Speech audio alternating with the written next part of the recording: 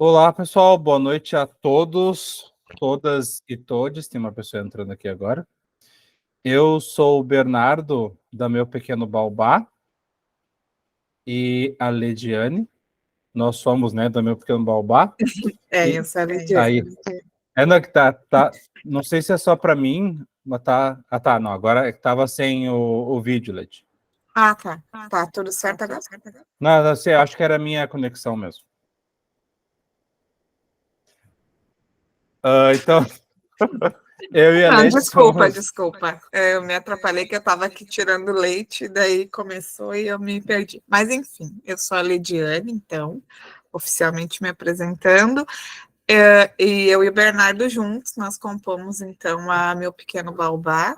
A gente sabe que hoje vão ter pessoas que estão participando pela primeira vez. Então, só brevemente para vocês, ou quem já esqueceu, né? Então, eu sou pedagoga de formação, tenho especialização em orientação educacional e em educação infantil, na abordagem Régio. Eu sou professora há 15 anos, né? Atualmente eu trabalho com anos iniciais, quarto e quinto ano pela manhã, na rede pública do município de São Leopoldo, no Rio Grande do Sul. E à tarde eu tenho uma turma de educação infantil da faixa etária de 4 anos, também na rede pública no município de Novo Hamburgo. Né? E além desses espaços, então, eu ocupo aqui junto com o Bernardo a Meu Pequeno Baobá, que é um espaço de estudos coletivos, né? Alguns grupos abertos, outros grupos fechados, e basicamente é isso, a gente vai se conhecendo ao longo dos encontros. Bernardo? Isso, e eu sou o Bernardo, eu atuo na educação infantil há 4 anos, atuo atualmente com uma turma de maternal 2, né, que é de crianças de 3 para 4 anos, numa escola da rede conveniada aqui de Porto Alegre, e né, as redes conveniadas são escolas que a prefeitura não cria novas escolas, né, para que precisa de concurso e tudo mais, mas daí ela repassa o dinheiro para alguma instituição e essa instituição cria, né, e administra as escolas. Então, eu trabalho numa dessas escolas de uma rede que tem várias escolas. E a gente, né, sempre tenta fazer o primeiro encontro de cada grupo para que a gente possa se apresentar, né? A Ana Carla colocou, né, que é da Bahia, né? Que é uma coisa interessante de que a questão dos grupos de estudo online possibilita isso, de que a gente possa estar na mesma cidade ou em qualquer parte do Brasil ou do mundo e a gente poder conversar sobre educação. Então, o legal disso é isso, por exemplo, tem a Ana, que é da Bahia, enfim, né, porque cada pessoa, a, eu não sei o nome da moça da Ledeiras, eu já sigo lá no Instagram, mas eu não lembro agora. Enfim, mas, né, que para cada um, se puder se apresentar, né, a Ana falou que está com questão da internet não está tão boa, mas poder colocar ali no chat, para a gente poder ter uma noção um pouquinho de onde vocês estão, né, como é que é a realidade de vocês, de onde vocês trabalham, onde, né, o município e tudo mais, para que a gente possa conhecer um pouquinho mais né, de quem está fazendo parte do grupo e vai fazer diferença, né? Porque a hora que a gente, se todo mundo da minha escola fosse ler esse livro, a gente ia ter um norte, né, sobre ele. Se outras pessoas de outros lugares do país, de outras realidades, né, escola pública, privada, enfim, a gente sabe que quanto mais diversidade a gente tiver, mais trocas a gente vai conseguir fazer, né? Tem aqui o perfil da E só um Ledeiras. pouquinho, Pode falar, Bernardo. Led. E eu quero deixar uma proposta, né? Quando vocês se apresentarem, também dizer a relação que vocês têm com o Paulo Freire, né? Ou o que levou a participar do grupo. Né? Como eu estou com o microfone aberto, eu já vou falar. Por exemplo, eu, né? Quando eu estava na minha graduação, eu não conhecia Paulo Freire quando eu iniciei, né? Não conhecia nada sobre nada, né? Fui para a faculdade, comecei cursando biologia, licenciatura. E aí fui apresentada ao universo da educação e conheci o Paulo Freire. E na minha graduação, eu acabei criando um distanciamento do Paulo Freire, porque eu tinha a visão de que que era como se fosse um chavão, vamos dizer assim, né? Porque tudo, Dia dos Professores, era Paulo Freire. A mensagem sobre educação era Paulo Freire. Só que eu percebi que, ao mesmo tempo que ele era muito popular, ninguém tinha conhecimento necessário, assim, ninguém tinha teoria para falar, né? E então acabei me distanciando. E aí, na pandemia, a professora Sariane Pequá, que muitos devem conhecer, ela propôs, então, grupos de estudos do Paulo Freire, e aí eu resolvi retomar, até um pouco antes, acho que foi a Madre Terra, que tem aqui em Porto Alegre, no Rio Grande do Sul, começou a propor grupos sobre Paulo Freire, então eu retomei esse estudo, ali em 2018, 2019, e na pandemia me aprofundei mais estudando junto com a professora Sariane, então foi um reencontro, né, com o patrono da educação, um despir-se de preconceitos e me apropriar também, né, tanto que ele foi citado várias vezes nos estudos sobre Régio, por exemplo, né, que Malaguzzi também estudava Paulo Freire, e foi assim que eu tive essa reaproximação, e hoje busco sempre indicar e me apropriar e propor leituras às pessoas na minha volta também. Então, deixo esse convite, se vocês puderem falar qual a relação que vocês têm, não tem relação, né, se interligam isso com a prática de vocês nesse ponto. Eu acho que aqui na fila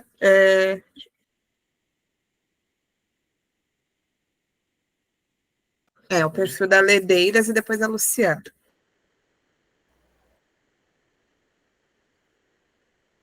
Boa noite, vamos ver se a minha internet me ajuda um pouco aqui. Vou tentar ficar com a câmera aberta, pelo menos quando eu estiver falando.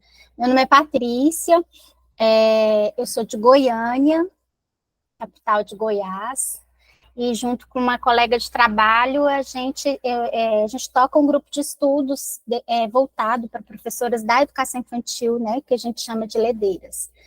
E conheci vocês no Curiocolab, né, na época do Curiocolab.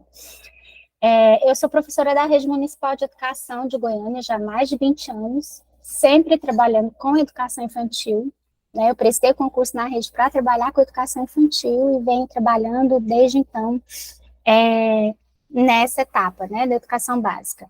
Já faz um tempo eu estou fora da sala de aula, eu trabalho com assessoria pedagógica, né? Dentro da Secretaria Municipal de Educação, a gente faz o acompanhamento pedagógico aos CMEIs e às escolas de ensino fundamental que tenham turmas de educação infantil, né? E a minha relação com Paulo Freire é um pouco parecida com a sua, Leidiane, assim, porque eu não me lembro de ler Paulo Freire na universidade, e eu acho isso muito curioso, assim, né? E aí, depois, já de graduada, eu li algumas coisas, né, e venho lendo, venho tendo a oportunidade de ler, mas por iniciativa mesmo, né? E eu quis participar do grupo por ser este livro, né? Porque eu fiz uma seleção de mestrado frustrada esse ano, e uma das obras indicadas era bem esse livro, né? E aí eu consegui fazer uma leitura dele, mas não consegui fazer um estudo, né? E aí eu fiquei muito inquieta, assim, com essa possibilidade de aprofundar, né? E quando vocês lançaram o grupo, pensei, nossa, vai juntar a fome com a vontade de comer, né? Estou com uma expectativa boa, eu acho que, como vocês disseram, eu esqueci o nome do menino.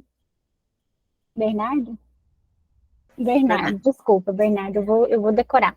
Como o Bernardo disse, essa ideia dos grupos online abre essa oportunidade, né, da gente entrar em contato com pessoas de diferentes lugares, né, do Brasil. Eu acho isso sensacional. A gente vive isso de uma forma bacana também do Ledeiras. Cada semestre troca um pouco do grupo e tem gente de diferentes lugares do Brasil. E aí até o sotaque, assim, né? É muito legal. As experiências, as realidades, né? Então, acho que isso é uma oportunidade mesmo. Obrigada, Patrícia. Inclusive, eu me perdi, que eu queria ter tentado entrar no Ledeiras. Aí, quando eu vi, acho que vocês lançaram e logo acabou as vagas. Foi uma coisa assim, foi bem rápido. Esse semestre foi muito surpreendente, que as nossas vagas se esgotaram em 40 minutos. Que bom, mas né? Semestre que vem tem de novo, tá, Leidiane? Tá bom. Obrigada. Agora é a Luciana.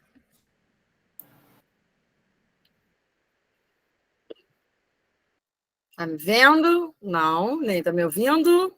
Ouvindo sim, mas Ouvindo, agora eu tô te vendo. agora sim. Ah, tá me vendo. Boa noite, eu sou Luciana. Eu sou do Rio de Janeiro. Eu já participei do outro grupo, né, de estudos sobre o livro da Maria Alice Proença. E assim como o Bernardo falou, para mim é muito bom estar aqui, porque a gente conhece pessoas de diferentes lugares. É a segunda vez, né? Vocês são o segundo grupo que eu participo, porque eu conheci um grupo de pesquisa em 2021, no qual eu participo deles até hoje, que fala um pouco da formação docente. Né? Ele é um grupo online que a gente se reúne uma vez por mês.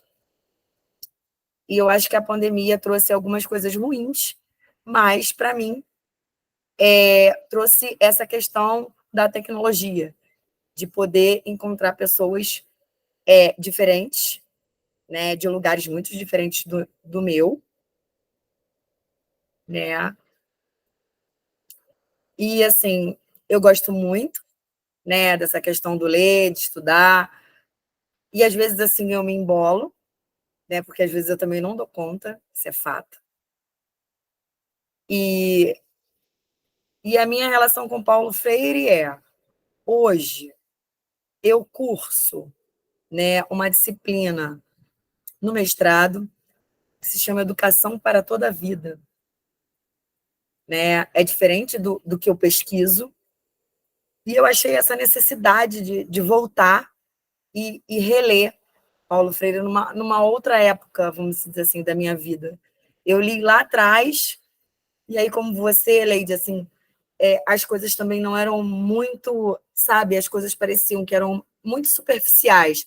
Então, eu acho que com esse grupo vai me ajudar um pouquinho, trazer um pouco essa teoria, né, do que eu estou precisando agora. E eu espero não perder vocês de vista, espero poder estar em todos os grupos, assim, me organizar, porque eu gosto bastante, isso me enriquece. Eu já trabalho há 30 anos em sala de aula. Hoje, eu estou mais ou menos, não estou em sala de aula, hoje eu estou na equipe gestora, mas eu entro em turma, eu atuo em sala, quando o professor tira licença, quando o professor falta, então não é muito diferente de estar na sala, hoje eu só faço 2 funções, né? E eu amo aquele lugar. Eu amo aquelas crianças, né? Aquelas falas, né? E eu procuro sempre poder olhar para eles, e aí, o que a gente quer para o amanhã? Né? Eu acho que é isso. Obrigada. Obrigada, Luciana.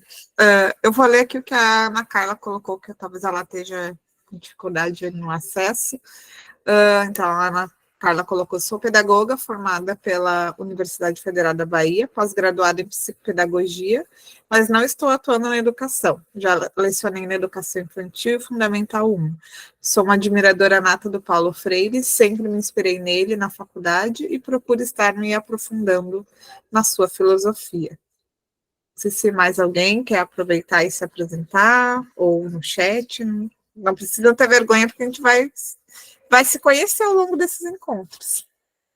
E sempre, assim, só para retomar, gente, eu e o Bernardo, a gente propõe o espaço do diálogo, mas nós não somos os detentores da palavra, nem do conhecimento, né? Então, a ideia do grupo de estudos é que todos se sintam à vontade para se colocar, para questionar, para trazer um apontamento, né? O que a gente tem cuidado é, por exemplo, hoje a gente vai estudar o capítulo 1, então não preciso seguir a página, né? Se eu quiser começar pela última página e depois retomar uma coisa lá do início, não tem problema. A gente só não vai falar hoje do 2, né? Só manter essa organização. Eu não sei, Bernardo, mais alguém? A gata tá resolvendo mexer aqui. Mas não, caso ninguém queira se apresentar mais, eu posso começar, de que esse livro, a Leide, quando eu e a Leide a gente trabalhava junto, foi numa formação? Do que foi, Leide? Dia do professor? Não lembro? Não, foi na abertura do ano letivo. Que daí a Leide fez uma dinâmica, que ela estava, né, como auxiliar de coordenação, uma coisa assim, né? Fez uma dinâmica, que eu lembro da dinâmica, foi bem interessante, que era, ela tinha umas caixinhas, e né, a Lady deu uma caixinha para cada um, e dentro da caixinha ia estar a foto de um grande autor da educação infantil. E daí, tipo, ai meu Deus, e agora, né? Se caiu uma pessoa que eu nunca ouvi falar, né? Tava todo mundo tenso, assim, né? De quem vai ser o seu? Vai ser Piaget, vai ser Vygotsky, vai ser Paulo Freire, vai ser o Malaguzzi, a Montessori, enfim. Da hora que a gente abria a caixinha, era uma foto, né? Nossa, né? Cada um da sua foto. Então eu abri a minha caixinha e tinha uma foto minha. Daí realmente, né, a gente sempre lê assim, ai, o autor é o autor é o outro, né? Eu sempre o externo, assim. E essa pequena dinâmica me fez, né, de forma brincadeira, assim, de olha só, né? Eu posso ser um grande autor dentro da educação infantil. E junto com essa dinâmica, a Lady deu um livro, esse livro, né, A Pedagogia da Autonomia para Todo Mundo. Ela botou, né, Bernardo, nenhuma realidade é assim mesmo, toda realidade é submetida à possibilidade da nossa intervenção nela, que é uma frase do Paulo Freire. Isso foi em dia 19 de dezembro de 2020. Então é legal ver que nem as estavam falando, né, de que a hora que a gente pega e lê um livro, ele está marcado no tempo, se a gente pega e lê ele de novo, ele tem outras marcas, né? Então esse livro literalmente tem outras marcas. Eu li essa primeira vez em 2020 e marquei alguns pontos nele, e agora que eu estou relendo, eu pensei, por que eu não marquei isso antes? Ou por que, né? Por que eu marquei isso agora se eu leio essa mesma frase e ela não me toca, né? Então é legal ver como que a gente vai se tornando professor, que é uma coisa que esse capítulo aborda, né? De que é uma construção e desconstrução constante, assim, né? E eu lembro uma coisa que a minha professora, que eu sou formado em Educação Física, primeiro, me formei em Educação Física no ProUni da PUC, e agora eu estou cursando Pedagogia à Distância. E eu lembro que uma professora minha da Educação Física falou assim, daí ela era do PIBID, dizendo que a graduação era o mínimo que tu tinha que ter para poder se tornar, né, aquele profissional. E eu lembro que quando ela falou isso, eu fiquei meio triste, assim, então quer dizer que eu me formei agora e meio que não me formei, né? E é basicamente isso, o diploma, ele te dá ali o mínimo para te exercer essa profissão, tu precisa do mínimo disso aqui. Mas, né, a gente vai se construir como profissional e como professor no dia a dia, né, através do que a gente está fazendo e errando e, né, e corrigindo e tal, tudo mais. Então é legal ver o quanto que esse livro literalmente tem as marcas disso, né, nele, e de pensar o quanto que a gente evolui e também não, às vezes, enfim, mas que é legal o grupo de estudo que ele nos permite olhar para a gente, né, e eu acho que a gente estava no Baobá, a gente fez as leituras de alguns livros que, para mim, não foram tão boas, eles marcaram uma coisa ou outra, mas eu acho que é tão bom ler Paulo Freire que parece que ele está conversando com a gente, sabe? E é bom, e ao mesmo tempo é triste de pensar assim, de que ele estava lá nos anos 70 escrevendo sobre educação, e a gente vai ler hoje, nos 2023, e a gente não avançou muita coisa, sabe? Então, ao mesmo tempo que é bom pensar que, eu não estou sozinho pensando nisso, a gente pensa, pô, né, a gente andou tão pouco de lá para cá, sabe? Pode falar, Leite. Inclusive, uma coisa que eu esqueci de falar, mas antes de existir a Meu Pequeno Baobá no Instagram, eu tinha essa página como no Facebook e era só uma página de compartilhar assuntos relacionados à educação, né? Eu não se produzia nada autoral, né? E aí, quando eu comecei a estudar o Paulo Freire e li vários livros dele junto com a Sari, teve um momento que eu pensei comigo mesma, né? Agora eu nem lembro qual foi o livro que a gente estava lendo no período, mas eu me questionei a quem serve tudo isso que eu estou estudando, né? Todo esse conhecimento que eu estou produzindo, que eu estou acumulando, que eu estou compartilhando com esse pessoal aqui, que eram também grupos de estudos, isso, qual é o propósito disso, né? E aí, bem nesse período de pandemia e tudo, eu e o Bernardo, a gente conversou e descobriu que tínhamos esse interesse em comum, e então a Meu Pequeno Baobá, ela nasce, né, com esse intuito daquilo que a gente sabe, que a gente conhece e que a gente quer conhecer, que possa ser compartilhado numa rede, né? Porque eu, por muitos anos, fui professora da rede privada, por exemplo. E eu sempre sentia que, bom, eu estou aqui nesse espaço, estou pelas crianças e o meu trabalho é para com as crianças, mas eu gostaria de oferecer isso para crianças que não têm essas mesmas condições, né? O meu conhecimento tem que servir a elas também. E aí hoje, já dentro da rede pública, né, como professora concursada, eu sinto que tem um valor maior, porque efetivamente aquilo que eu me dedico, que eu acredito, está retornando, né? Hoje mesmo eu tive conselho de classe, né, da educação infantil, então poder falar de uma maneira respeitosa sobre as crianças, não dizer esse já consegue isso, não consegue isso, atingiu, mas falar sobre elas, sobre o que elas fazem, sobre os interesses, isso é Paulo Freire, né? E quando a Patrícia fala sobre que este livro, né, o Pedagogia da Autonomia, a gente sabe que o livro mais lido do Paulo Freire é o Pedagogia do Oprimido. Mas eu, particularmente, penso que o Pedagogia da Autonomia ele é um convite ao descobrir-se como potente na educação, né? Ao não se conformar, né? Tanto que os próprios subtítulos eles vão fazendo essa narrativa, né, de empoderamento.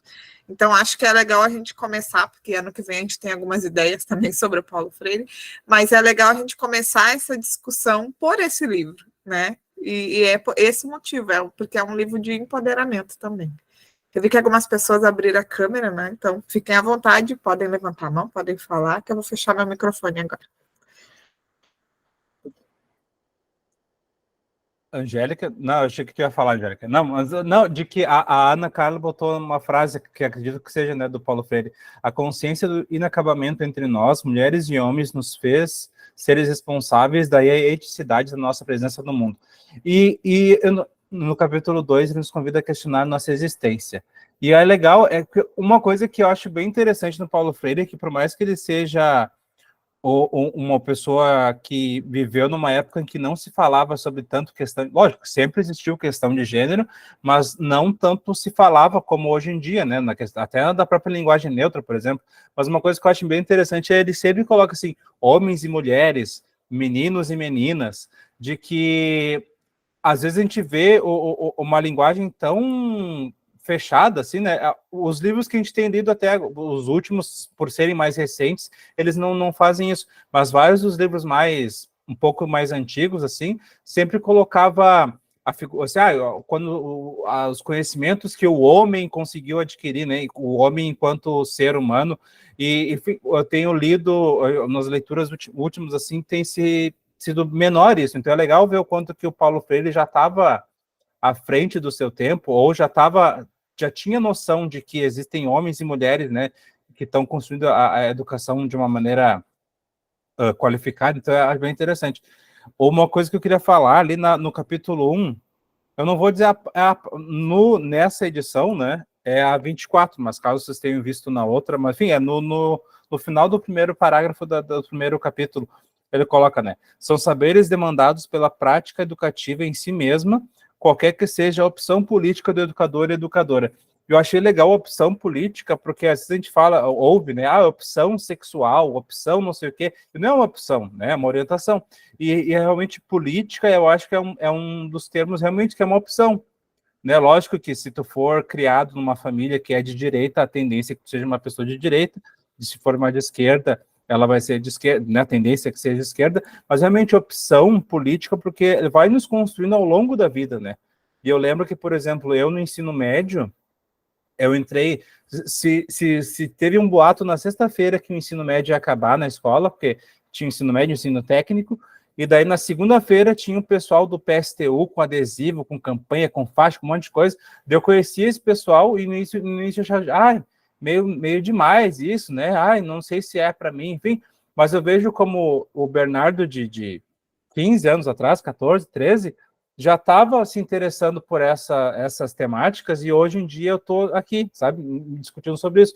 Então a questão política é realmente uma opção que não é assim, hoje eu decidi ser uma pessoa de esquerda, uma pessoa que se preocupa com os outros. É uma construção diária e é legal a gente pensar também de que daqui a pouco, futuramente, a gente vai pensar, olha só que legal que eu parei na quinta-feira e parei para discutir o livro, porque daqui a pouco ele pode ter nos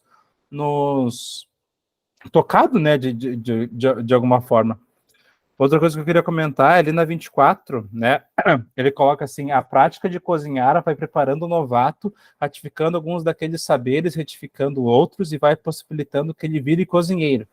E fazer um comparativo com a questão da educação continuada, né, de que às vezes as escolas querem o professor ou a professora perfeitos. A nossa escola se inspira em Reggio Emília, é montessoriana, é não sei o que, picleriana e tudo mais, e a gente quer um profissional que já tem esse curso, que tem experiência aquela função, o estagiário com 20 anos de experiência em X coisa.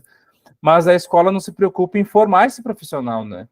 De que, sim, se a pedagogia de Reggio Emília é um destaque mundial, não é assim, não é a faculdade de Reggio Emília que tem seres extraordinários e as pessoas se formam com um cérebro diferente. É toda uma construção que acaba tendo, e se o profissional não se forma tão bem, a escola vai oportunizar que essa formação aconteça, né? Porque senão, por exemplo, na rede em que eu trabalho, toda última sexta-feira do mês a gente tem uma formação. Só que essa formação, por mais que seja assim, hoje vamos ver sobre Pickler, é uma formação muito rápida, não é aquilo ali que vai fazer a gente conhecer, né? Quanto é oportunizado e incentivado que se tenha estudos que nem a gente está fazendo agora, sabe? E a questão, a gente não pode cobrar do nosso colega que não quer, não consegue, não quer estudar, porque a gente está fazendo algo a mais aqui, né? E esse é o problema, né? Deveria ser oportunizado esse tipo de questão de uma maneira mais ampla, para que todo mundo pudesse ter tempo e motivação para que isso pudesse acontecer, né? Senão a gente fica muito assim, tá, quem quiser ir atrás, vai atrás, e quem não quiser, não vai, tá? Mas ao mesmo tempo a gente quer uma educação transformadora, a gente quer crianças protagonistas, a gente quer professor protagonistas, né? Mas não se faz por onde isso, né? Érica? Boa noite. Eu falo isso por experiência própria, porque o ano passado, né, que eu fui introduzida, né, de Reggio Emília, que eu fui conhecer, né, a escola onde eu trabalho, ela trabalha com Reggio Emília, M. Pickler, Malaguzzi, mas assim, eu tive que descobrir por si só, né? Eu tive que ir atrás dos cursos, como eu vou, né? Continuo indo para poder fazer estudos, para poder entender como funciona, como é, porque na escola onde eu trabalho, ela é tudo muito, né? Tipo assim, jogado. Você faz um cursinho, assiste uma palestra, alguma coisa, mas não é um entendimento assim que ninguém sente e explique para você. Olha, funciona dessa forma, é daquele jeito. Então, se a gente quer, a gente tem que correr atrás, né? E é triste falar isso, né? Porque nós queremos tanto que a equipe faça diferente, sabe? Trabalhe diferente com as crianças, tenha um olhar, né, diferenciado para a criança, quando você mesma se vira, né, por si só. É triste isso. E eu não peguei tudo o que tu falou, porque a minha gata está destruindo aqui o meu quarto, mas eu peguei o finalzinho e eu acho que é bem isso, de que o quanto que se dá de formação para esse profissional, né? De que se exige tal coisa, o protagonismo da criança. E até tu estava falando sobre isso no grupo que a gente teve na terça-feira, sobre a escola como espaço de desenvolvimento psicossocial. Isso, psicossocial. De quanto que se oportuniza que esse profissional tenha esse desenvolvimento para ele, para que depois ofereça para a criança, né? Se fala assim, a criança tem que ser a protagonista, mas se o professor começa a ser protagonista e questionar as coisas, já começa, não, fica na tua, ou até é demitido, que aconteceu isso na escola em que a gente trabalhava, eu comecei a questionar muitas coisas e me tiraram, porque se quer a criança protagonista, mas essa criança protagonista não vai vir do nada, né? Ela vai vir através de uma construção, e a escola, ela quer esse profissional diferenciado, ao mesmo tempo que ela não oferece nada para que isso aconteça. Ela não oferece um bom salário, ela não oferece uma carga horária que seja condizente, enfim, a gente está tão precarizado, né? E eu falei isso no outro grupo, mas falo nesse aqui, que assim, ó, na educação infantil, né, digamos que tem um triângulo assim, né? Num triângulo tem as crianças, no outro tá as famílias das crianças, e no outro tá a gente que trabalha na escola. As crianças não tem como demandar tanto questão política que elas mal sabem, né? São crianças que têm no máximo 6 anos. As famílias não estão preocupadas com o que acontece na escola. Então, se alguma revolução for vir para a educação infantil, vai vir a partir dos professores, a partir dos profissionais que trabalham com a educação. Então, se a gente não começar a externar o que acontece dentro da escola, coisas boas e coisas ruins, não vai vir uma mudança, né? A lei desses dias estava me mostrando uma questão de uma reportagem que aqui no Rio Grande do Sul se tem um planejamento para ter defasagem de professores em 2040 já. 40 não, 2030. Então, vocês imaginam, é uma área que está cada vez mais desqualificada, a gente tem cada vez menos investimento, e as pessoas estão percebendo isso, né? Então, qual é a escola que a gente quer realmente? A hora que a gente fala em protagonismo infantil, eu não sei como é que é na região de vocês, mas aqui no Rio Grande do Sul está bastante em alta essa questão, né? As pedagogias participativas, Regia Emília, protagonismo infantil. Tá, mas qual é a instrução que está se dando para esses professores, né? Porque senão isso se torna uma exigência. Ah, mas como assim? Tu não conhece Regia Emília, tu não fez a pós em Regia Emília, tu não fez o grupo de estudos, né?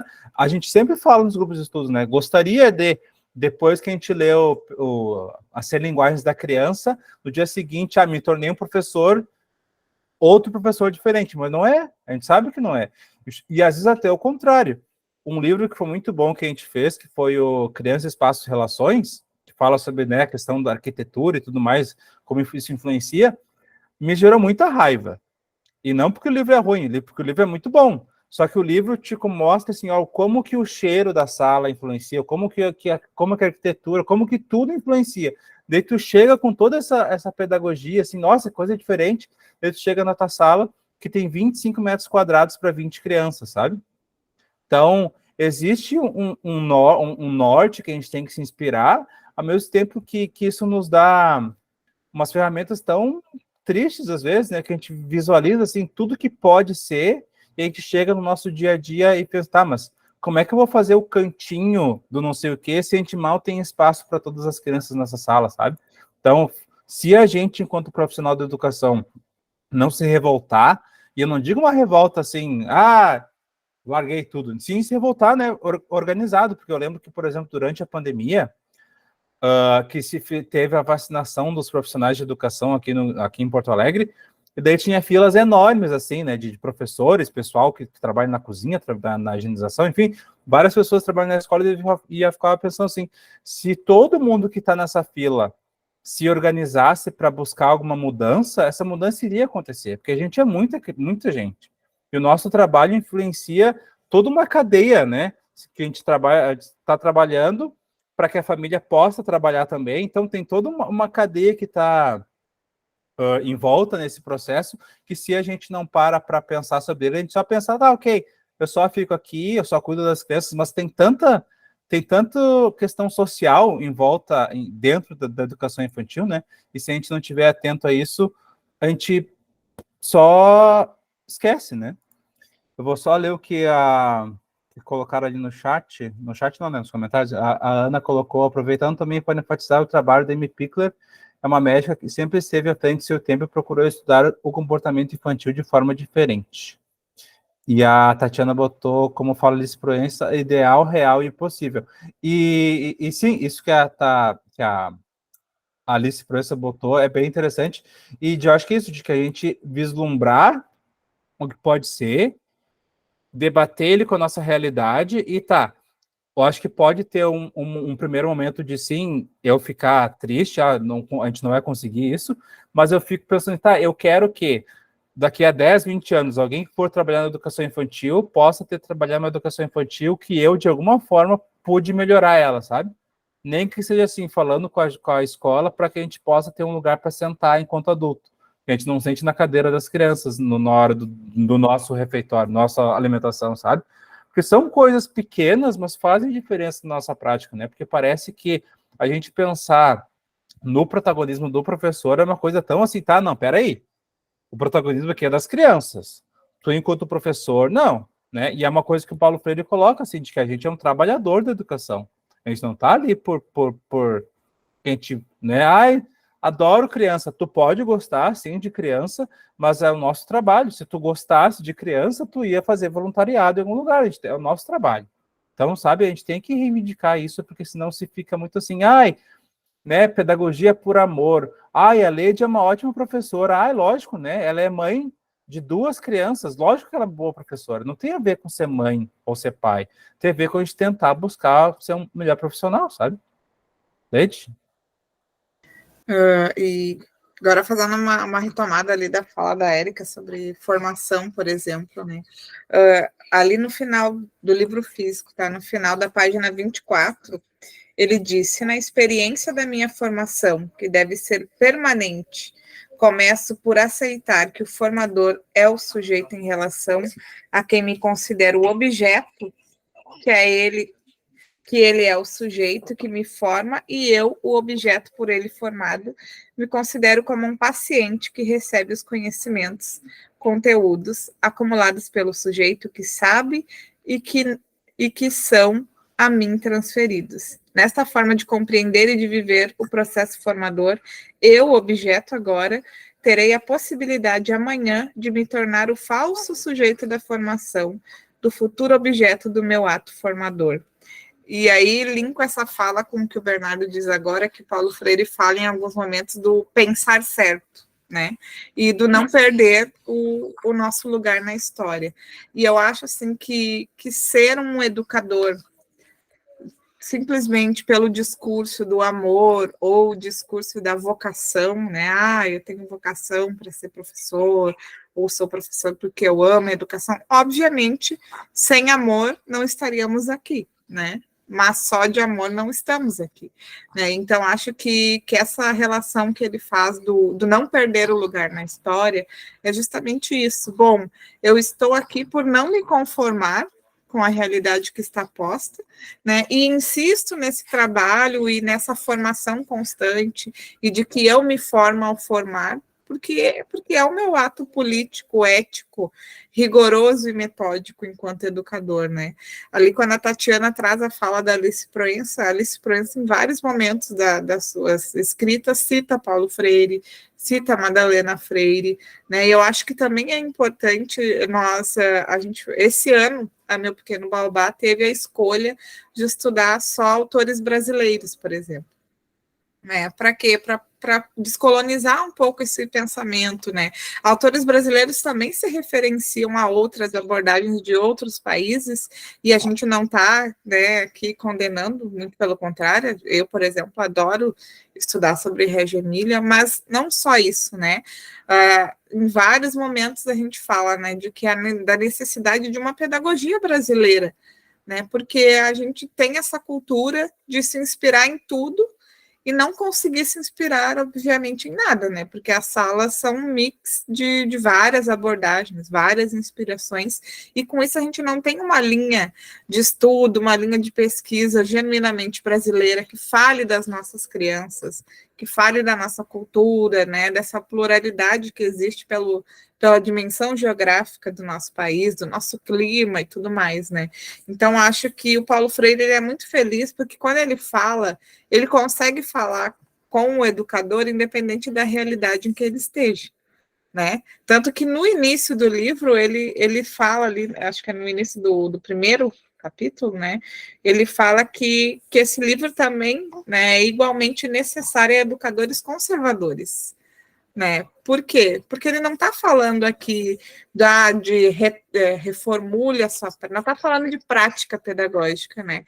Ele está falando de ser educador, né? De conceitos que ele acredita que são essenciais para se formar e ser formador, né? E ainda um pouco abaixo ali do que eu falei antes, da citação que eu trouxe, na 25, ele fala aquela clássica, né? Quem forma, se forma e reforma ao formar, e quem é formado, forma-se e forma ao ser formado, né? E eu lembro a primeira vez que eu li a frase assim que para ensinar eu tive que não saber, né? Que o ensinar precede o aprender e vice-versa. Parece tão óbvio, né? E tão bobo, mas ao mesmo tempo tão necessário, porque tudo isso que a gente está aqui trocando significa que em algum momento eu não soube, né? E ou foi na leitura, ou foi outro professor que me instigou a isso, né? O professor que me apresentou Paulo Freire na faculdade, ele admirava muito. Eu tinha uma disciplina chamada prática docente. E era o professor Remy Klein, e ele estudava muito Paulo Freire, e eu lembro que ele chegou um dia com o livro Pedagogia da Autonomia, era uma edição de bolso, e ele disse para nós, essa aqui é a Bíblia do professor, todo professor tem que ter esse livro. E aí, né, nessa disciplina nós estudamos, mas depois veio aquilo que eu compartilhei do distanciamento. Então, se o professor Remy, de alguma forma, pudesse me ouvir, queria dizer que hoje Paulo Freire está comigo. Bernardo. Não, e é legal porque ele fala, né, mais para frente da função do professor dele, que quando foi corrigir a redação, né, e nem foi tanto que o professor falou, foi só como o professor interagiu com ele, né, e eu acho que tem isso, de que o quanto que, para a gente ser professor, inevitavelmente a gente teve também alguns referenciais, né, eu só vou ler aqui o que a Patrícia botou, né, não há como... Opa! Não há como a criança ser protagonista sem um professor que compartilhe com ela esse protagonismo. Penso que quando Paulo Freire fala de ensinar a pensar certo, nos remete a um compromisso ético e político que o professor precisa ter no exercício da docência. E quando eu trabalhei no berçário já, e eu trabalhei no maternal 2 de uma outra escola, e quando eu fui para essa escola em que eu estou agora, foi um baque muito grande. De que eu trabalhei nessa outra escola em que eram salas bem amplas, eram salas que eram de ensino fundamental, e a escola foi transformada para uma escola de educação infantil. Então, são salas muito amplas, então tinha espaço, né? Então, era uma sala muito, muito boa. E daí eu percebia o quanto isso influenciava nas crianças, mas não tinha tanta noção. E quando eu trabalhei nessa agora, que a sala é muito pequena, eu percebo o quanto que espaço influencia. E isso eu entrei em abril na escola. E de abril até agora eu consegui, né, me acalmar, mas no início era muito revoltante, de pensar assim, de que é isso que se pensa sobre educação infantil, é esse espaço minúsculo, sabe? Porque senão a gente não se questiona, né, e não vislumbra o que pode ser diferente. Mas eu queria falar ali sobre o capítulo, né, o subtítulo Ensinar exige rigorosidade metódica, que é exatamente o que ele coloca, né, ali pela metade.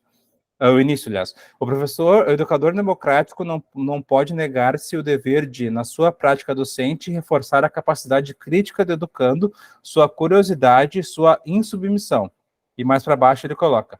E essas condições implicam ou exigem a presença de educadores e educandos criadores, instigadores, inquietos, rigorosamente curiosos, humildes e persistentes. E logo mais abaixo, pelo contrário, nas condições de verdadeira aprendizagem, os educandos vão se transformando em reais sujeitos de construção e da reconstrução do saber ensinado, ao lado do educador igualmente sujeito do processo. E eu anotei isso porque a hora que a gente fala, né, retomando a função lá do professor protagonista, né, a criança protagonista ela não vai vir do nada. Ela vai vir através do professor protagonista, né?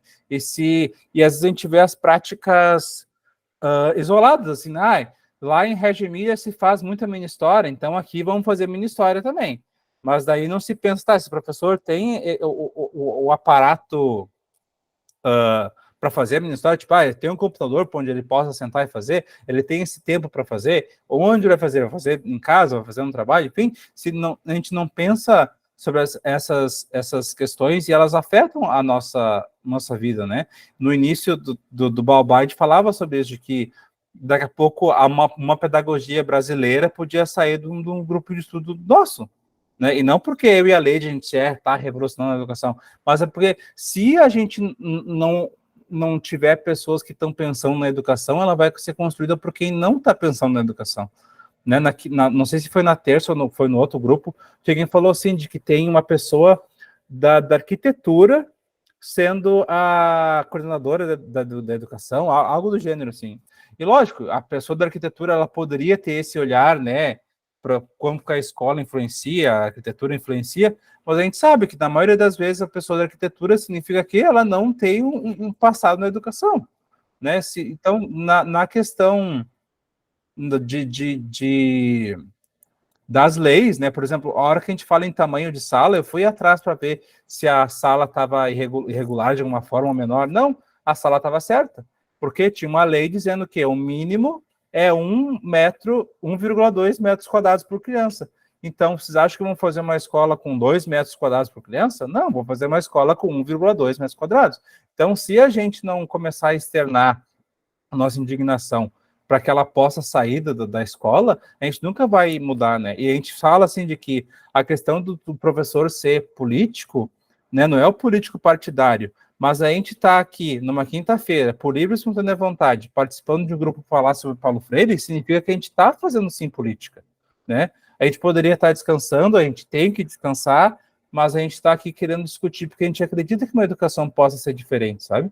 E a gente fica, eu pelo menos, eu tento imaginar que bom que outras pessoas antes de mim lutaram para que eu tivesse os direitos que eu tenho hoje, e tomara que eu possa fazer parte de um grupo de pessoas que de alguma forma influencia positivamente a vida de outros professores que vão vir futuramente, né? Porque, já te passo a palavra, de que eu não conhecia o Paulo Freire, né, de ouvir sobre ele, mas nunca tinha lido, mas eu lembro que no ensino médio, meus colegas queriam, eu quero ser engenheiro, quero ser arquiteto, quero ser não sei o que, não sei o que. Enfim, não sabia exatamente o que eu queria fazer publicidade, propaganda ou marketing, algo dessa área. A única certeza que eu tinha é que eu não queria ser professor. Porque eu via uma professora minha de inglês e eu era uma das poucas crianças que prestava atenção, né, adolescentes que prestavam atenção nela. Daí eu via, assim, sabe, o desespero na cara dela, assim, de tipo, e eu ali com ela. Só que depois eu fui ver que era justamente isso. Eu tinha uma empatia por ela e, de alguma forma, eu já estava me colocando naquela situação, sabe? Então, eu quero fazer uma diferença positiva nos professores que vão vir e também na minha própria vida, né? Porque se a gente não reivindicar o nosso espaço de trabalho, né? Porque senão a gente fica assim, mas se tu sabia que era assim ruim, por que tu escolheu essa profissão? Tá, mas como é que a gente vai melhorar a profissão se não através dos próprios profissionais que trabalham nessa profissão, né? Eu não vou reivindicar o direito ao aumento do piso salarial da enfermagem. Eu posso ir lá e apoiar, sim, concordo, acho que tem que ser feito, mas quem é uma luta dos profissionais de enfermagem, né? E se eu, ao invés de validar, dizendo sim, eles têm que receber esse aumento, eu disser assim, mas tu já sabia que era assim, por que tu entrou, né? E esse discurso é tão fácil de ser ouvido enquanto tu é professor, mas tu sabia que era ruim, que tu entrou, né? Então, a gente não pode deixar cair nesse discurso, porque ele só nos desmotiva e deixa a gente não ver que a gente está junto, né? Eu não lembro quem falou, mas, tipo, existem vários educadores que querem fazer diferença. Nós somos várias pessoas no Brasil. A questão é que a gente está espalhado, né, em vários lugares, mas a gente tem que encontrar formas de se reunir e ver que a gente não está sozinho, não, que a gente está, assim, junto, e que a gente acredita que essa educação possa, né, ser diferente, assim como o Paulo Freire também acreditava. Leite? Ele está um pouco revoltado hoje. Mas, pegando um pouquinho do gancho disso que está sendo discutido agora, né, sobre esse subtítulo, né, o ensinar exige rigorosidade metódica, e aí ele vai linkando com esse pensar certo, aí fazendo um paralelo ali com o que a Patrícia colocou, né, sobre o exercício da docência. Quando a gente está estudando, eu, por exemplo, sempre tenho esse cuidado de tentar trazer essa leitura para dentro da minha prática, né? E, por exemplo, né, quando ele fala da nossa prática de leitura, né, ali na página 29 do Físico, que ele está dizendo que o intelectual memorizador, que lê horas a fio, né? Enfim, ele está falando de uma leitura que, na verdade, ela é uma leitura quase que só para decorar, né? E quando a gente fala, a gente não está apropriado disso. E aí, no finalzinho da página, ele fala, só na verdade, quem pensa certo, mesmo que às vezes pense errado, é quem pode ensinar a pensar certo. E as condições necessárias a pensar certo é não estarmos demasiadamente certos das nossas certezas. E eu acho que é bem isso, né? Porque muitas vezes eu estou assistindo uma formação e eu sinto que aquele formador, ele já não está, que não ocupa mais o espaço da sala, por exemplo, que já não está em convívio com as crianças, ele vai se distanciando daquela realidade, e às vezes eu tenho a impressão até que ele esquece, né, de como é de verdade essa realidade. E claro, não sei como é que vai ser o meu futuro, né? Às vezes a gente paga a língua, né? Mas eu sempre tenho esse cuidado, assim, de... Bom, se eu estou aqui ocupando um espaço de quem está falando, de quem está formando, eu tenho que ter um compromisso rigoroso, né? Eu não posso estar falando aqui só o que eu acho, né? Tem que ser uma leitura que... Uma fala que remete às minhas leituras, que remete à minha construção de conhecimento, mas, ao mesmo tempo, tem que ser uma fala que chegue a esses ouvintes, né? Que consiga deixar neles esse interesse, esse desejo de continuar, de ver relação com aquilo que eu estou falando, né? Porque de nada adianta, né? Por exemplo, eu teve uma formação num dos municípios que eu trabalho, com... Meu Deus, o Alto Fortunati, né? E, na verdade, assim, todos os educadores do município foram convidados por estar vindo, um estudioso italiano e tudo mais, né? O município está fazendo esse investimento de trazer a abordagem régio para documentação pedagógica, mas, ao mesmo tempo, a maioria dos educadores que ali estavam nunca tinham ouvido falar do Aldo Fortunati, né? E não houve uma preparação também, conhece o Aldo Fortunati, sobre o que ele fala, por que estamos trazendo ele, sabe? E aí eu vou remeter a uma fala que em um determinado momento vai aparecer, que é a do sonho, né, que o Paulo Freire fala.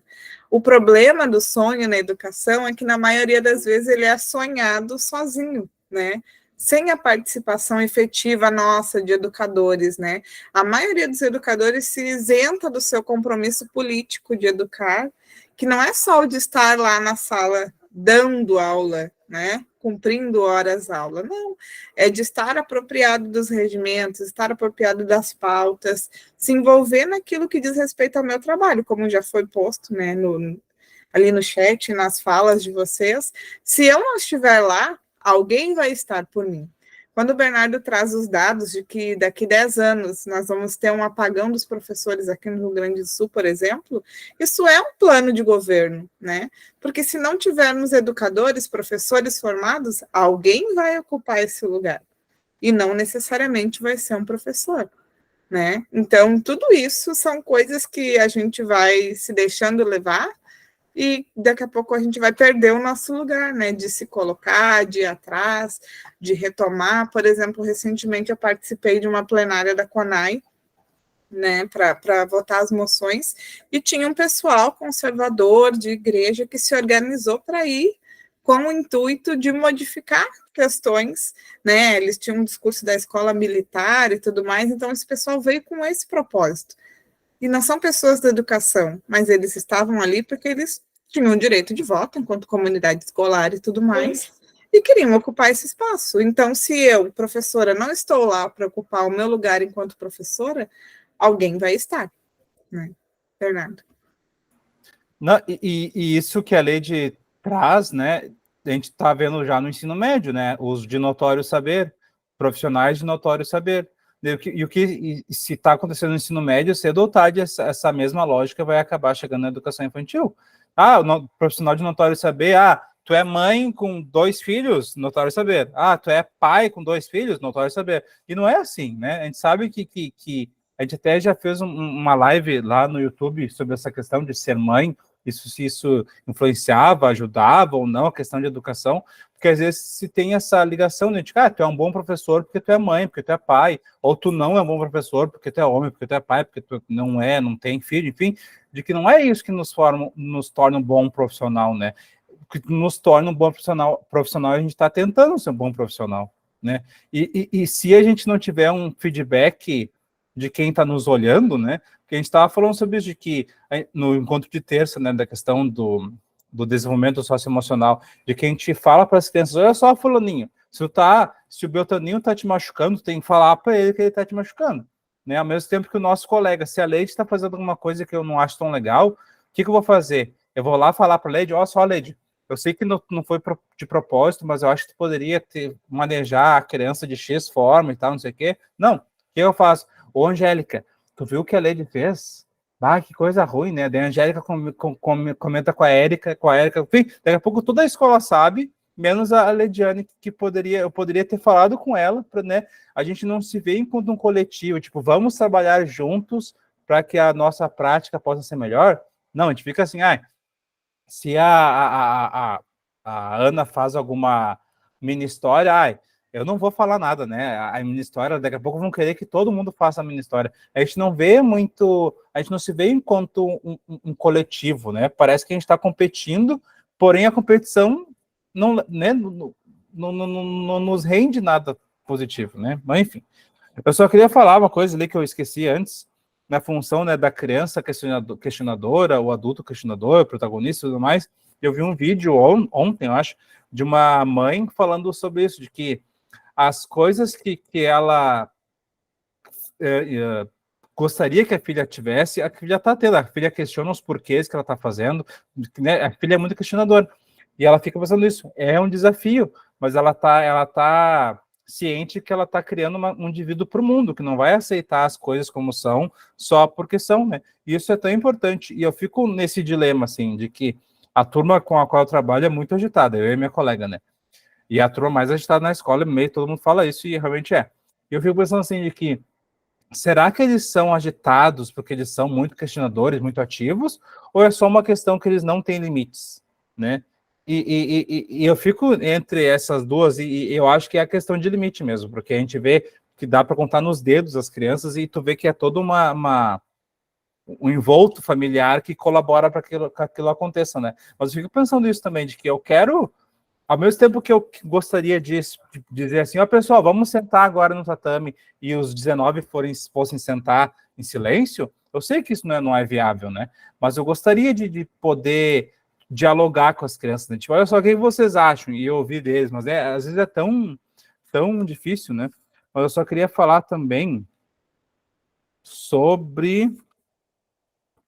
Enfim, sim, ali na 30 desse livro que ela vai falar, logo no finalzinho ali do 1.1, antes do ensinar exige pesquisa, que ele coloca assim, né, o professor que pensa certo deixa transparecer aos educandos que uma das bonitezas da nossa maneira de estar no mundo e com o mundo, como seres históricos, é a capacidade de, intervindo no mundo, conhecer o mundo. Mas, histórico como somos, o nosso conhecimento do mundo tem historicidade. E isso é legal, porque a gente às vezes acha que o conhecimento, ele é ponto fixo, né? E eu fico pensando assim, de que a hora que a gente vê, em 1500, sei lá, se tratava X doença com sanguessuga. E a gente pensa, ai, que coisa louca, né? Olha só, olha a ideia das pessoas tratar X coisa com sanguessuga. Mas a gente não para e pensa no nosso atual, né? De pensar assim, daqui a 30 anos, nossa, sério que em 2023 se tratava o câncer com quimioterapia? Não se tratava com um nanorobô que vai lá e destrói, sabe? A gente não... todo o conhecimento, ele tem a sua historicidade, né? E às vezes a gente fala sobre essa questão de gênero, por exemplo. Se fala assim, a mulher é naturalmente mais maternal, a mulher é naturalmente melhor que lidar com as crianças, não sei o quê, porque é o instinto materno. Tá, mas a gente esquece que a própria biologia, ela é construída dentro de um contexto social, né? Se a biologia fosse uma questão alheia, a gente já teve estudos, né, enviesados, dizendo que pessoas negras tinham o cérebro menor, por isso que elas deviam ser escravizadas, né? Então, a biologia, ela não está desconexa da realidade, né? Então, é legal a gente pensar no nosso contexto mesmo. O que a gente consegue tirar do nosso contexto histórico, né? Porque senão a gente só vai ver assim, ó, essa palestra que a Lady teve, eu também tive aqui em Porto Alegre, né, do Aldo Fortunati. Ele fala de tudo isso que pode ser lá, e daí a gente chega aqui na realidade e não pode ser nada, né? Eu já te passo a palavra, Lady, daí tu fala da função aquela dos professores, do número de professores por crianças. Tá, só para não perder esse gancho na minha formação, teve um espaço para a gente fazer perguntas para o Aldo Fortunati, e aí isso aqui na verdade a gente escrevia e eles tiravam lá na hora, né? E uma pergunta que saiu era do número de educadores dentro da sala, né? E daí o Aldo Fortunati fala que tinha 3 professores, né? E além disso tem a pedagogista e tudo mais. E aí na hora já gerou uma comoção, né? Porque em Novo Hamburgo, por exemplo, eu que trabalho com a faixa etária há 4 anos, eu não tenho apoio, né? Nem estagiária, nem nada, sou só eu. Se eu precisar ir no banheiro, eu tenho que mandar um WhatsApp para alguém ir lá me dar um auxílio para eu ir no banheiro, né? Só que, ao mesmo tempo, o município espera que eu observe, documente e faça percursos documentais inspirados na abordagem Régio, né? E a gente sabe que não existe documentação pedagógica solitária e nem observação solitária, né? Porque quando eu faço uma observação, eu escolho o que estou observando e, obviamente, outras crianças estarão desassistidas, né? E acho que isso casa até com o que surgiu ali no chat, né? Sobre essa solidão pedagógica. Por quê? Porque no momento que eu não tenho o suporte para realizar esse trabalho que é esperado que eu realize, por exemplo, quando eu consigo fazer alguma coisa solitária e não em parceria, isso se torna quase como uma moeda de autopromoção, né? Então, se eu estou fazendo uma coisa bacana com as minhas crianças, eu não vou compartilhar isso, porque o Bernardo vai copiar e daqui a pouco ele leva o crédito como se a ideia fosse dele, né? Ou então, se eu vi que o Bernardo está fazendo uma coisa que eu não concordo, eu não vou chegar para ele conversar como uma adulta e dizer: olha, Bernardo, eu vi tu tendo a tal postura, não acho legal, quem sabe tu tenta dessa maneira, se eu puder te ajudar. Não, eu vou dizer: ai, tu viu o que o Bernardo fez lá na sala dele? Tu viu o jeito que ele falou com fulano? Então, acho que a própria organização pedagógica, ela propicia esse ambiente solitário do professor. Né? Eu tive uma diretora que falou assim: eu sinto falta do professor exibido. Eu falei assim: exibido como? Aquele que quer mostrar que ele faz um monte de coisa para provocar os outros. E aí eu falei para ela: não, na verdade eu acho que a gente precisa de professores com autoria, porque se eu tenho autoria pedagógica, eu não vejo problema em compartilhar com os meus colegas, porque cada um de nós é autor da sua prática, é autor do seu cotidiano, né? E esse compartilhamento só vai enriquecer a nossa prática. Né? Então, quando a gente fala assim, agora que a gente está aqui conversando, cada um de nós ocupa um lugar dentro de uma escola, de um local diferente. E mesmo que a gente, por vezes, dentro do nosso espaço, esteja sozinho, já nos dá um conforto saber que existem outros educadores buscando. Porque tem dias que são muito cansativos, né? A gente sabe, a gente não está motivado todos os dias e nem com grandes expectativas todos os dias.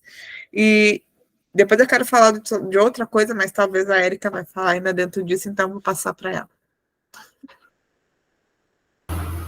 Eu queria voltar um pouquinho naquilo que o Bernardo falou sobre crianças que perguntam, questionadoras, né? É complicado também a gente querer que a criança seja questionadora, quando hoje, atualmente, em casa, ela vive na frente do celular. Né, ela vive na frente da televisão, muitas vezes ela procura os pais para conversar, e o pai fala para ela: não, assiste aí, daqui a pouco a gente, né, e ela já está cansada de ficar o dia todo na escola, né, porque é a realidade de todos, que fica o dia todo na escola, e quando chega em casa quer conversar, quer alguma coisa, e a mãe simplesmente coloca no celular e na televisão, né, então é complicado. Como que ela vai questionar? Ela vai questionar o quê? Ela acaba sendo uma criança quieta, né? Que fica sempre calada. Obrigada, Érica. E tu sabe que hoje isso foi uma coisa que a gente conversou lá na escola, né? Porque a maioria dos problemas que a gente percebe nas crianças, tipo irritabilidade, não ter interesse no que é proposto, dificuldade de socialização, não querer comer na escola, né? Aí a gente vai conversar com a família e descobre que são as telas, né? Eu já tive crianças que nunca comiam nada na escola, Daí, não, mas em casa ele come tudo. Tá, mas como que ele come? Ah, eu coloco o desenho para ele, e daí, claro, a criança não está comendo, né? Ela está focada ali, alguém está inserindo alimento para dentro dela. Aí o imediatismo, né? Se dá o celular para a criança, ou o tablet, porque hoje quase toda criança tem um tablet, e ela vê vídeos curtíssimos, ou nem vê, ela só vai passando. Então ela é imediatista, ela quer tudo para ontem. Né? Ou que nem eu que trabalho com os de 4 anos, tem uma criança que sempre diz para mim, eu não vou desenhar porque o meu desenho é feio, porque eu não sei, porque não fica igual, né? Tudo tem relação com os conteúdos que estão sendo consumidos, né? E fora, a gente até conversou sobre isso, né? Por exemplo, as crianças na pandemia tiveram acesso a conteúdo sem regulação, né? Sem saber o que estava sendo consumido, com a justificativa de que os pais estavam em casa e tinham que trabalhar. E eu sou mãe, gente. Assim como eu sou professora, claro que tem momentos que, bom, tem acesso às telas, mas isso não é a regra, né? E infelizmente é que nem hoje mesmo a gente estava falando, né? Se eu vou conversar com a Érica, né? E a Érica tá aqui com o celular dela, e eu tô falando com a Érica tá aqui, isso me irrita, né? E vai chegar um momento que eu vou dizer, olha aqui para mim, Érica. Então, por que com as crianças a gente se vê no direito de estar aqui, né? É a mesma coisa que vocês estão falando e eu estou aqui no fundo, não tem sentido, né? Então, por que a gente comete essa violência, esse desrespeito com as crianças? Né? Eu ouvi de uma mãe que disse assim, eu chego tão cansada em casa que a gente deita na cama e fica olhando os stories do Instagram. Daí eu falei, bom, é um momento que, eu entendo que tu está cansada, mas talvez se você só deitassem na cama e ficassem abraçadas ou fazendo carinho uma na outra, seria mais proveitoso. Ou deixar ela falar coisas do dia, mesmo que tu não vá falar nada, mas está ali disponível, né? Então, acho que, claro, as pessoas se comovem, eu entendo, né, que a gente vai ficando sobrecarregada, a gente vive uma geração de pessoas cansadas, né? E já vou te passar, Bernardo, mas eu quero fazer um paralelo com o 1.5, que é ensinar exige estética e ética. E dentro desse paralelo da educação infantil e da documentação pedagógica, nesse livro aqui, é na página 34, que está esse subtítulo. E aí ele fala uma frase bem curtinha ali, decência e boniteza de mãos dadas. Né? Então, e aí hoje eu faço paralelo com a documentação pedagógica.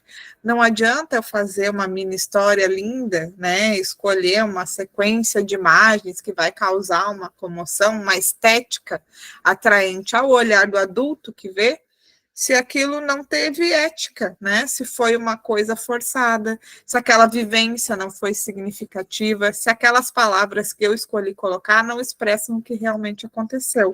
E, infelizmente, nessa pressão do produzir, né, para postar, para compartilhar, para aparecer, ela provoca essa desvinculação da ética com a estética. Então, se eu tenho uma ética pedagógica, um compromisso pedagógico, isso vai ter boniteza, né?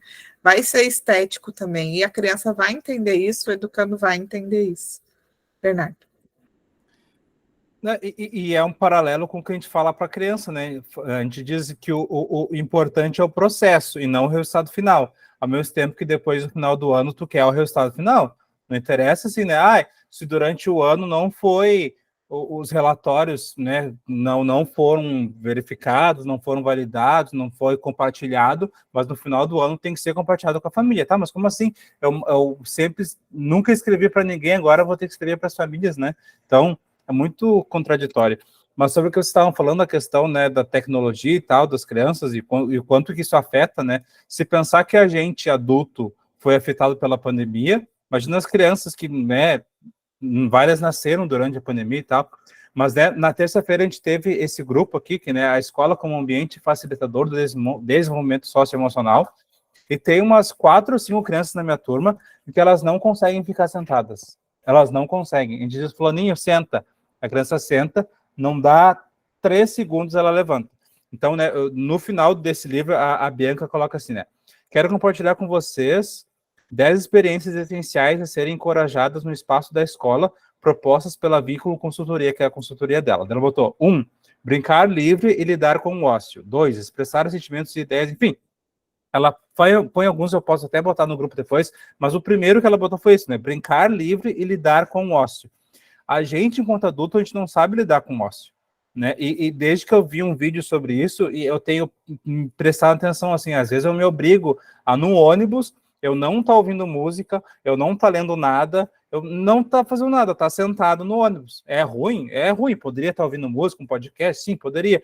Mas eu acho que é importante eu normatizar o meu cérebro a não ficar totalmente com um estímulo. Lógico, eu vou estar no ônibus, vai ter o barulho do ônibus, do trânsito, já vai ter estímulo, né? Mas, enfim, eu não tá carregando a minha cabeça com mais coisa, porque senão a gente chega assim... Às vezes hoje mesmo, eu fui pesquisar uma coisa no Instagram do Meu Pequeno Baobá, cliquei no Instagram, cliquei na lupa. Daí, na lupa, já me veio uma coisa, cliquei, daí depois de, sei lá, 10, 15 minutos, o que eu vim fazer aqui mesmo? Daí eu saí, fui no WhatsApp, fui no Instagram fazer tal coisa. A gente a todo momento fica bombardeado de tanta informação e isso fica na criança, né? Então, ontem e hoje, a gente pegou a turma inteira e, vocês vão ficar 1 minuto em silêncio. E foi bem difícil, e não todos conseguiram. Daí depois, eu saí com esses que não conseguiram, saí com eles da sala e fiquei 1 minuto em silêncio com eles. E alguns tive fazer várias vezes. E hoje a mesma coisa. A turma tinha 15 crianças, 16 crianças. Eu demorei 27 minutos para fazer com que uma criança ficasse em silêncio, né? A boa parte ficou os 2 minutos e foi brincar.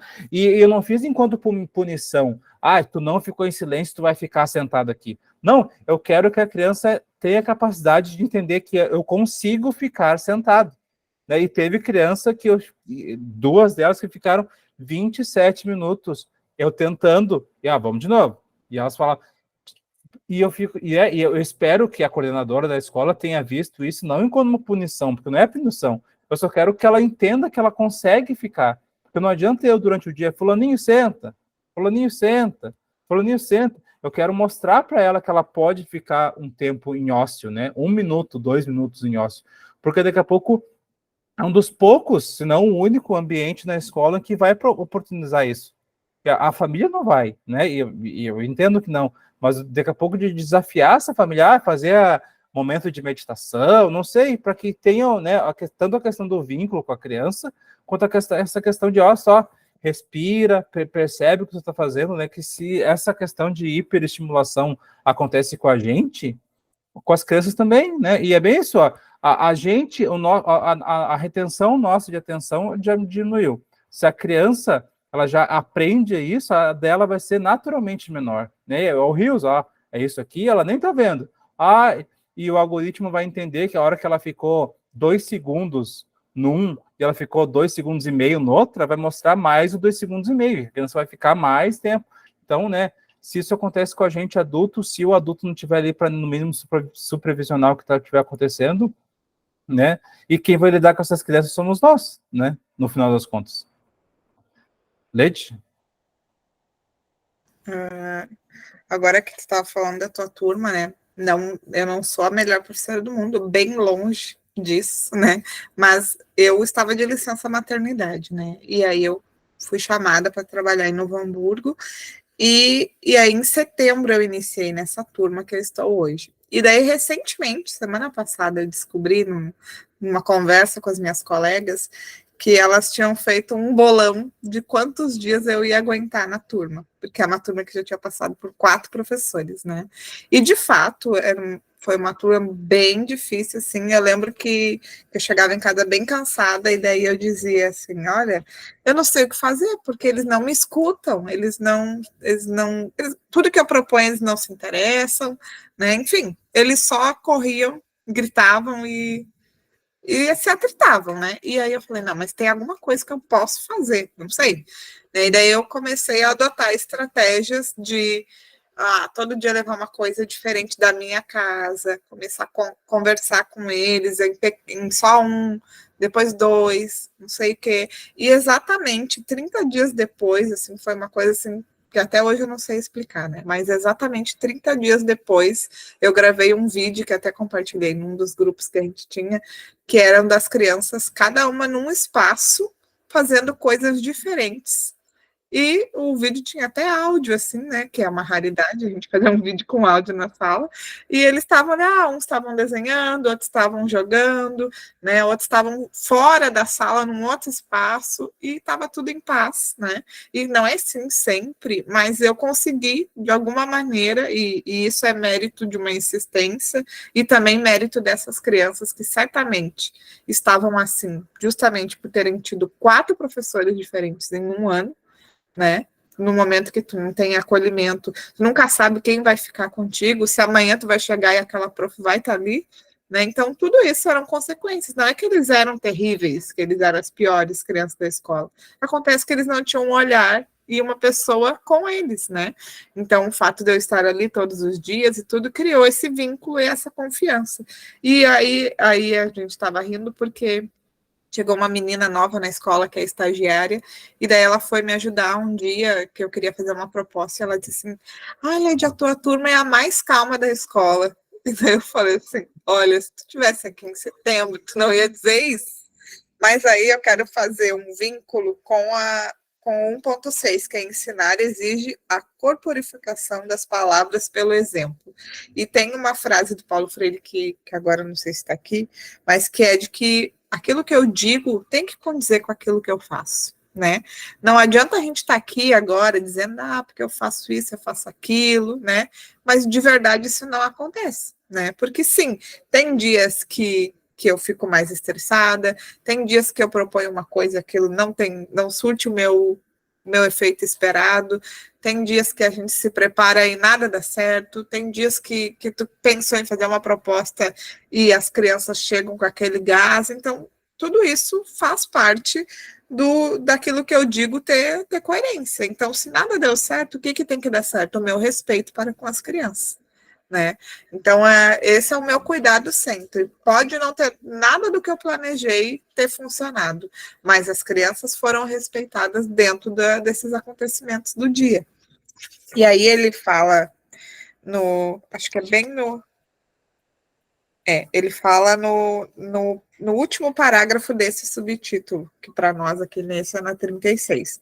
O clima de quem pensa certo é o de quem busca seriamente a segurança na argumentação. É o de quem, discordando do seu oponente, não tem por que contra ele ou contra ela nutrir uma raiva desmedida bem maior, às vezes, do que a razão mesma da discordância. E aí ele dá ali um exemplo, né, de uma pessoa soberba e tudo mais, mas que, justamente isso, né, que eu possa discordar e ainda assim respeitar, porque eu acredito naquilo que eu estou falando, né? E eu tenho algumas colegas, quando a gente está dentro da educação pública, tem isso, né? Por mais que se tenha um engajamento, cada um tem um jeito de pensar e um jeito de agir, né? E a gente está ali em convivência diária. Então, sim, ao mesmo tempo que vai ter aquele professor que está se inspirando nas pedagogias participativas, que respeita as crianças, que busca, né, inovar e respeitar a criança como um sujeito histórico de direito e tudo mais, né, que está documentado, vai ter aquele professor que não, sou eu que mando aqui, né, vocês não sabem de nada, a mãe, ou quando eu já ouvi, né, a criança dizer, mas a minha mãe disse, o educador dizer, não, mas a tua mãe não está aqui na escola sou eu que decido. Então, são coisas que não condizem com depois, né, eu tive uma vivência muito triste, eu tinha uma educadora que os pais amavam, mas ela não era uma boa professora com as crianças, né? Ela não era humana o suficiente com as crianças. E aí, isso era numa rede privada, né? E aí eu pensava assim, meu Deus, mas não é possível que esses pais não percebam, né? Que ela é toda simpática para o adulto, mas para a criança não, né? E eu acho que às vezes a gente tem que ter também esse olhar para com a criança, de perceber as minúcias, né? Porque eu conseguia perceber a postura da criança, mas os pais estavam tão envolvidos naquele teatro da recepção, da acolhida calorosa, né? E eu sempre tenho esse cuidado, né? Eu sou um pouco chata com isso, né? Aquela pessoa que é extremamente expansiva e simpática, que todo mundo ama, eu já tenho o meu pé atrás, assim, de, bom, é isso mesmo? Muitas vezes é, mas eu prefiro sempre conhecer para ver se aquela pessoa, ela é do jeito que ela se mostra. E eu tenho esse cuidado comigo também.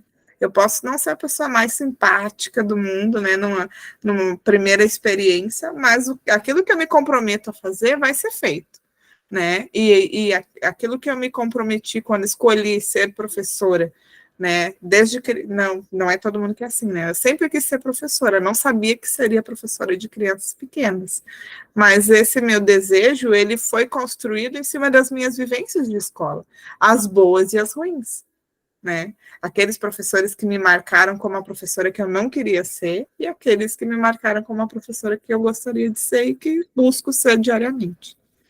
Bernardo.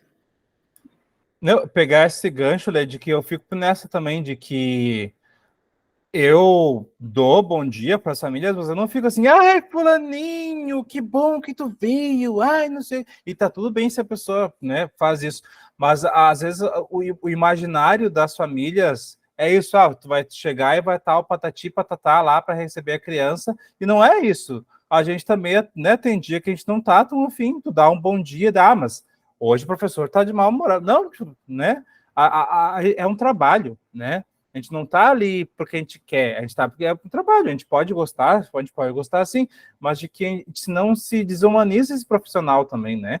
Isso, eu vou ler o que vocês colocaram nos comentários, no chat, ali, a Ana botou, fico indignado com a postura de alguns profissionais que só criticam os colegas de trabalho ao invés de se unir e trabalhar em coletivo.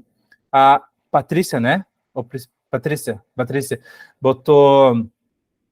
isso que a Ana Carla aponta, sua causa chama a solidão pedagógica. São raras vezes que estamos na escola cercados de colegas de trabalho e ainda assim somos sozinhos. É bem isso, de que eu consigo conversar com a minha colega de professora, né, que a gente trabalha junto, e com a outra colega com a qual eu, no intervalo, a gente dorme no mesmo tatame. Daí a gente conversa um pouquinho. Mas são essas interações que eu tenho durante o dia, no meu intervalo e com a minha colega. Os outros colegas, eu tenho uma professora que estava na escola há um mês, eu dei oi para ela algumas vezes, a gente não interagiu. Dentre os direitos de aprendizagem previstos para serem garantidos nas instituições, o direito de participar dos que mais nos desafia. A Ana também já teve uma turma bem difícil, e só depois eu entendi o porquê a turma era tão difícil. Professora, que a gente não sabia tratá-los como crianças, assim como adultos. E a Tatiana botou no meu uma mãe foi reclamar da professora porque não estava sorrindo na hora da entrada. Ai, meu Deus. É esse o nível né? Porque a gente se esquece que é bem isso, né? De que a escola se torna um serviço, e é um serviço também, né? Mas, enfim, é tipo assim, eu vou no dentista, se o secretário, a secretária não estiver sorrindo, eu vou achar estranho, né? Mas daí a gente associa essa mesma lógica com a escola, né? E só, eu fiquei, enquanto eu li o comentário ali, né, a professora, a gente não sabia tratá-los como crianças, assim como adultos, eu fiquei pensando, será que eu trato as crianças como crianças ou como adultos? Porque, e eu acho que é um processo importante de que eu, todo dia, são raros os dias em que eu saio, tipo, ai, que bom, hoje foi um dia que eu me senti bem, eu sei que eu fui um professor bom, porque na maioria dos dias eu fico pensando, será que eu deveria ter falado mais alto naquele momento? Será que? Ao mesmo tempo que eu acho ruim isso, porque eu fico pensando, eu poderia ter uma postura diferente, eu fico pensando assim, ok, eu buscar ter essa postura diferente significa que eu estou processando essas informações, porque poderia ser um professor que, a turma estando bem ou estando mal, tanto faz, eu vou receber meu salário no final do mês e é isso que importa. Não é o que só importa para mim, o salário importa, logicamente, mas eu quero fazer com que essas crianças possam se organizar melhor, que a hora que eu pedir para a criança, fulaninho, senta, ela possa sentar, e não porque é um castigo, e sim que ela tudo bem, eu consigo sentar aqui, e daqui a 5 minutos eu vou estar brincando no outro lugar, né? Porque a escola de educação infantil, a gente falou já isso em outros grupos, né? Não é só um momento de alegria. Não tem como tu esperar que a criança passe 10 horas do dia e ela assim, amizade, sou criança. A gente não fica assim, né? Então, esperar que uma criança não possa se decepcionar, que ela não vai brigar, que ela não vai chorar nessas 10 horas é muito improvável. Mas a gente também tem que estender esse entendimento para o professor. Não é porque eu não estou sorrindo, tipo, que alegria que as crianças estão derrubando metade dos brinquedos no caminho do corredor, mas eu sou professor, eu tenho que estar feliz. Não, lógico que eu não estou feliz, né? Porque o simples fato de a gente caminhar de um lugar ao outro se torna uma questão que a gente tem que pensar, tá, mas o fulaninho, eu vou segurar a mão do fulaninho para ele não derrubar, o Beltraninho não sei o quê, né? E não é porque eu não estou sorrindo que eu não estou gostando do que eu estou fazendo. Se eu não estivesse gostando, não ia estar fazendo isso, não ia estar 9 horas da noite discutindo sobre isso, sabe? Então, às vezes, o professor que está se questionando sobre a sua prática, vai ter muito mais questionamento sobre ela, lógico, né? Vai pensar, será que eu estou sendo um bom professor do que aquele professor ruim? E tipo, é isso, ponto, né? Já viram falar que as pessoas mais burras, né? Elas se acham mais inteligentes do que aquelas que são inteligentes, né? Porque a pessoa que é inteligente, ela tem noção de tudo que ela não sabe. E a pessoa que não tem tanto conhecimento, pensa, é isso que eu sei e é isso que... E acabou, né? E não é verdade. Quanto mais a gente estuda aqui no Baobá, mais eu vejo, tipo, eu conheço bastante coisa e eu conheço tudo que eu não conheço também. Né? E vira e mexe, alguém fala de algum autor, de uma pedagogia, algum livro, enfim, e eu não sei, e parece que o professor não saber é errado, né? E que volta ao que a gente estava falando, de que antes de saber, eu não sabia.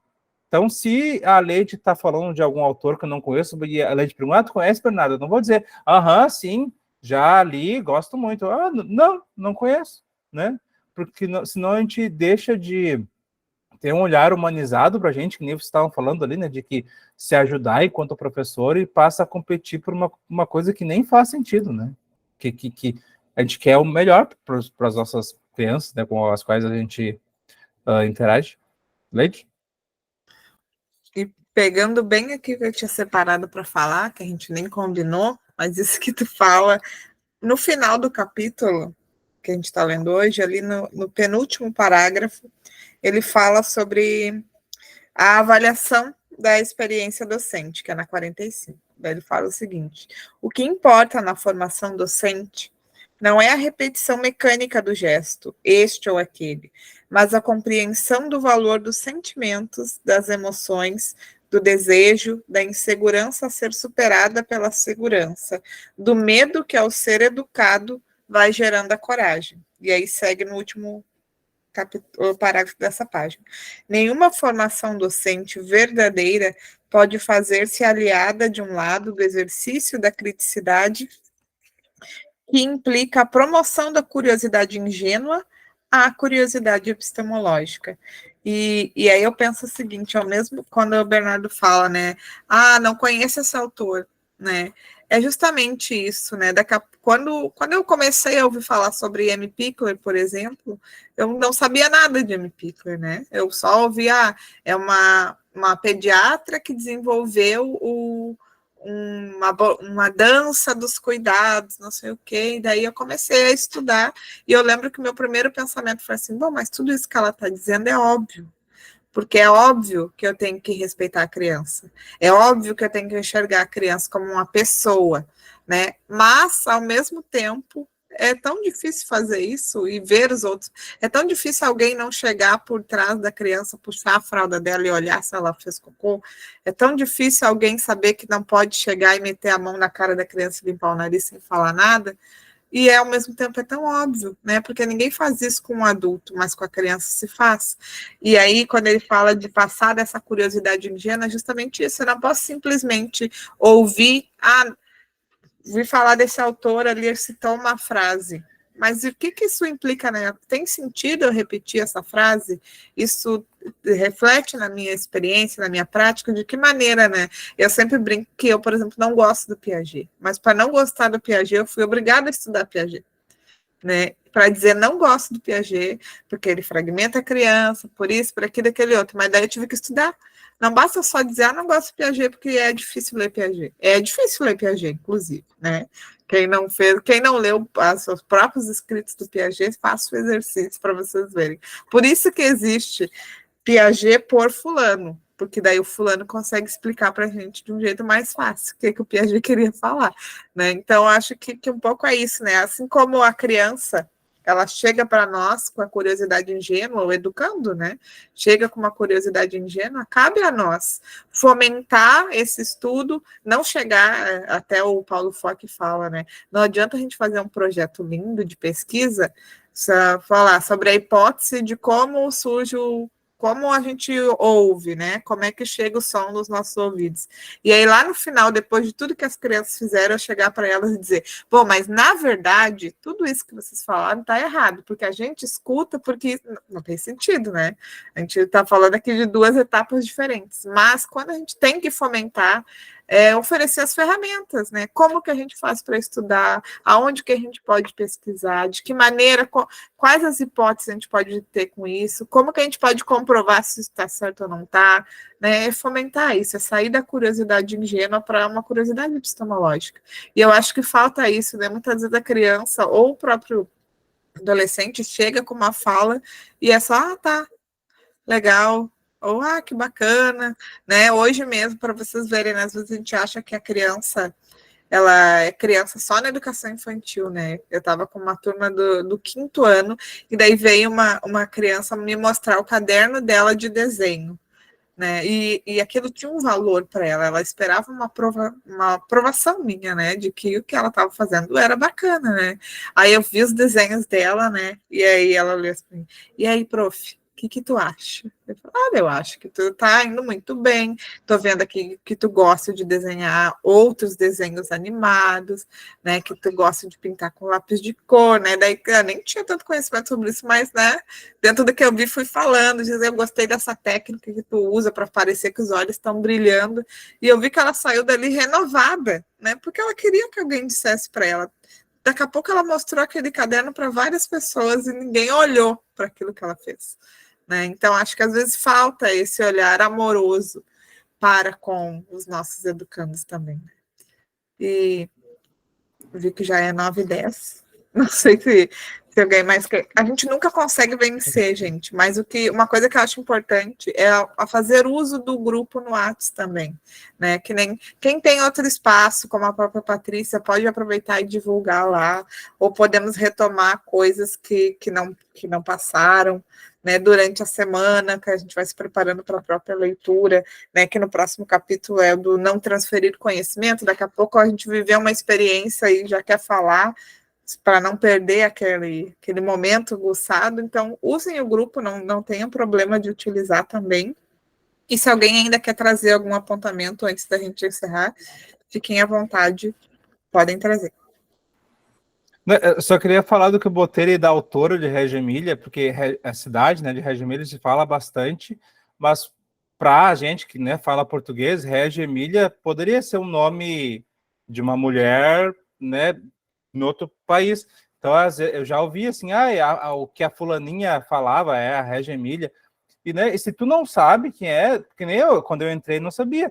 Mas a hora que eu, né, na escola, né, mas se alguém fosse falar comigo a Reggio Emília, não conheço. E tá tudo bem tu não conhecer, né? O professor também pode se formar professor na própria escola, e não só as crianças, né? Enfim, a gente tem que retomar a escola como um espaço de ensino-aprendizagem para a criança e para o professor também, né? Senão a gente fica estagnado e acha que a faculdade vai nos formar, mas quem vai nos formar é a própria vida, é a própria docência, é próprio se questionar sobre a prática, porque se questionando sobre a prática que a gente vai pensar, tá, ok, ontem eu fiz, ele fala isso, né? Ontem eu fiz isso, hoje eu fiz isso, o que eu posso fazer de diferente amanhã? Ou que eu posso, né, repetir amanhã, né? A Luciana botou espaço de construção coletiva, né?